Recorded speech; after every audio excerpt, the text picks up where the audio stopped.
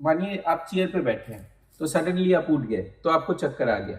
एक आप बिस्तर पे लेटे हैं तो आप सडनली आप उठ गए, फिर आपको चक्कर आ गया।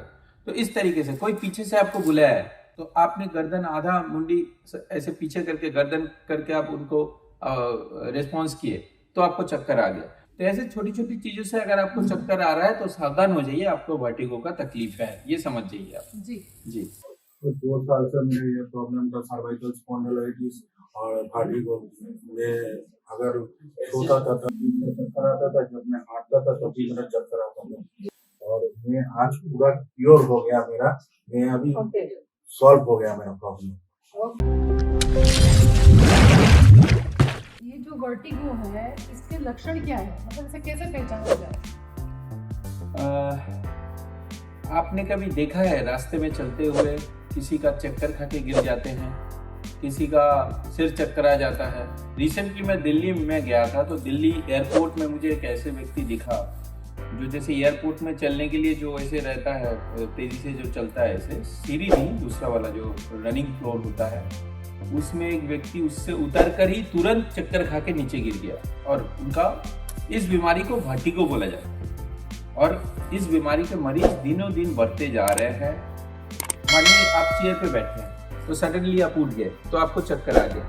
एक आप बिस्तर पे लेटे हैं तो आप सडनली आप उठ गए, फिर आपको चक्कर आ गया। तो इस तरीके से कोई पीछे से आपको बुलाया है तो आपने गर्दन आधा मुंडी ऐसे पीछे करके गर्दन करके आप उनको रिस्पॉन्स किए तो आपको चक्कर आ गया। तो ऐसे छोटी छोटी चीजों से अगर आपको चक्कर आ रहा है तो सावधान हो जाइए, आपको वर्टिगो का तकलीफ है, ये समझ जाइए आप। जी जी। वर्टिगो जो है क्यों होता है, थोड़ा बताएं। वर्टिगो क्यों होता है, ये बहुत बड़ा सवाल है। वर्टिगो के पीछे बहुत सारा रीजन है। पहला रीजन जो है ये सर्वाइकल स्पॉन्डिलोसिस के कारण से थे, जो आप मिस्टर तनय सेन का देखे अभी, उनका सर्वाइकल का ही रीजन था। और दूसरा है, अजीब सा इनका केस था, दूसरा है कि कान के, हमारे कान में कुछ बैलेंस फ्लूइड रहता है, कान के अंदर कुछ पानी जैसे तरल चीज रहता है और ये कानों को बैलेंस करता है। अगर ये फ्लूइड कभी ड्राई हो गया, इसमें कुछ इम्बैलेंस आ गया तो भी वर्टिगो हो सकती है। जी। तो ये दो रीजन, मोर और लेस दो रीजन है। तीसरा है कि ब्रेन का नसें सूख जाना, जैसे एट्रोफी बोलते हैं, ब्रेन को ड्राई हो जाने से भी कभी कभी ऐसा चीज होता है, वर्टिगो होता है। तो खास तौर पे ऐसे केसेस में हम देखते हैं कि एक पोस्चरल वर्टिगो बहुत कॉमन चीज है। किसी एक पर्टिकुलर पोस्चर में, जैसे कोई पेशेंट आके बोलता है कि हम लेफ्ट साइड में करवट लेके नहीं लेट सकते, तब मुझे चक्कर आता है, तो दैट इज द पॉइंट। इसको कहते हैं पोस्चरल वर्टिगो, एक पर्टिकुलर पोस्चर में ये चीज होता है। तो स्पॉन्डिलोसिस एक कारण हुआ, जो कान से संबंधित वर्टिगो है इसको कभी वेस्टिबुलर वर्टिगो भी बोला जाता है। इसके लिए भी टेस्ट होते हैं, जैसे तनय सेन जी का अभी एक हमने टेस्ट जो आपने देखा था, उसमें राइट ईयर का जो लेवल था बहुत डाउन होता, राइट ईयर का जो सुनने का कैपेसिटी है उसमें कम आ रहा है। तो ये भी है, ये एक मिक्स कंडीशन में ये वर्टिगो पेशेंट मेरे पास आया। तो हमने दोनों कंडीशन को एड्रेस किया, एक स्पॉन्डिलोसिस को भी एड्रेस किया, वर्टिगो जो है वो भी हमने एड्रेस किया। तो दोनों चीजों को एड्रेस करने के बाद आज ये रिजल्ट हमको आए। तो सर इसमें खान पान में क्या बदलाव लाना चाहिए इस बीमारी को लेकर? देखिए, खान पान से ज्यादा पोस्चर मेंटेन करना चाहिए। अगर आपको स्पॉन्डिलोसिस का शिकायत है तो आप भारी सामान मत उठाना, झुक के मोबाइल नहीं देखना, झुक के टीवी वगैरह ज्यादा नहीं देखना, कंप्यूटर में झुक के काम नहीं करना। तो गर्दन को स्ट्रेट रख के, पोस्चर रख के आप जितना काम हो सकता है कर सकते हैं, पहली बात। दूसरी बात यह है कि खान पान में हमें न्यूरोथेरेपी में हमने देखा है कि एसिड और अल्कलाइन इम्बैलेंस एक बड़ा रोल प्ले करता है वर्टिगो में। तो हम लोग बोलते हैं कुछ पेशेंटों में, 100 में से 80 पेशेंटों को, ये एब्सोल्युटली सब्जेक्ट टू डायग्नोसिस है, बट फिर भी मैं वीडियो पे थोड़ा बोल देता हूँ। हम लोग बोलते हैं कि खट्टा मत खाइए ताकि एसिड अल्कली बैलेंस रहे और हमें बीमारी को इलाज करने में सुविधा हो। तो ऐसा पर्टिकुलर खान पान में कोई इसमें रोक टोक नहीं है, बट हेल्दी डाइट सभी को लेना चाहिए। तो इसलिए हम कहते हैं कि हेल्दी फूड लीजिए, अनहेल्दी फूड मत लीजिए। जी।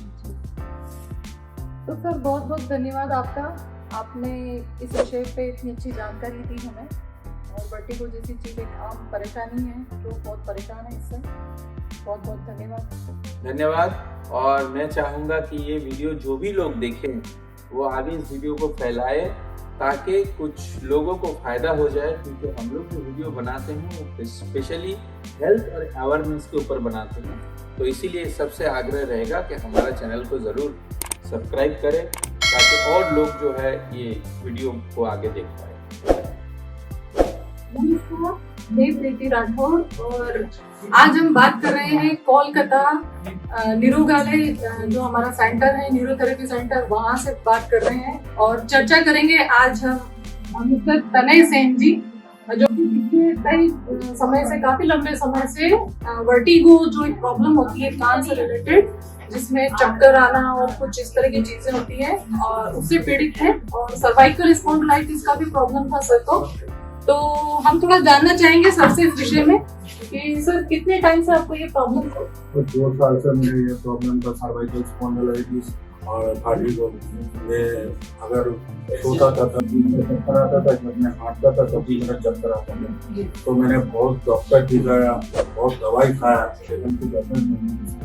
हाँ, तो एक दिन मैंने यूट्यूब में न्यूरोथेरेपी इंडिया वाला की ऐप देखा है, वो लोग कैसे थेरेपी करते हैं वो दिया है वीडियो में। तो उसको देख कर मैंने आया और यहाँ पर आकर जो सर था उनसे मैंने बात की। उन्होंने बोला कि ये कोई प्रॉब्लम नहीं है, ये ठीक हो जाता है, ये डरने की चीज नहीं है। तो उसका बात करने मेरा थेरेपी किया है और मैं आज पूरा क्योर हो गया मेरा, मैं अभी सॉल्व हो गया मेरा प्रॉब्लम। तो सर आप अभी मुझे एक चीज बताइए कि थेरेपी के पहले और थेरेपी के बाद जो जैसे आप बता रहे हैं प्रॉब्लम आपका, तो क्या मतलब आपको लगा, जैसे आप एकदम से क्योर अभी बता रहे हैं क्योर हो गए हैं, आप पब्लिक को क्या मैसेज देना चाहेंगे न्यूरोथेरेपी को लेकर? देखिए, जिन लोगों को ये प्रॉब्लम है, वो दवाई खाकर भी काम नहीं हो रहा है, तो आप लोग यहाँ पर एक बार आइए, विश्वास कर, तो आप लोग रिजल्ट पाएंगे। ये नहीं कि रिजल्ट नहीं पाएंगे, सोचता था, लेकिन हमारा रिजल्ट हुआ है। आज मैं आप लोगों के सामने खड़ा हूँ और यहाँ पर जो सर है, जो टीम है, बहुत ही अच्छे है, बहुत अच्छे से कोऑपरेट करता है। आपको विश्वास नहीं होता तो एक बार आकर देख लीजिए जो यहाँ का जो सेंटर है। बहुत बहुत धन्यवाद सर, और आशा है कि आप हमेशा स्वस्थ रहें, मस्त रहें, और इसी तरह से न्यूरोथेरेपी जो है आप लोगों को बताएं ज्यादा से ज्यादा कि नेचुरल तरीके से किस तरह से इलाज होता है, और संभव है प्रयास से इलाज, जैसे कि सर के साथ हुआ है। तो नमस्कार, इसी के साथ हम समाप्त करते हैं। धन्यवाद सर। और अधिक जानकारी के लिए गूगल में जाकर टाइप कीजिए nirogalaya.com और ओपन करिए हमारा वेबसाइट।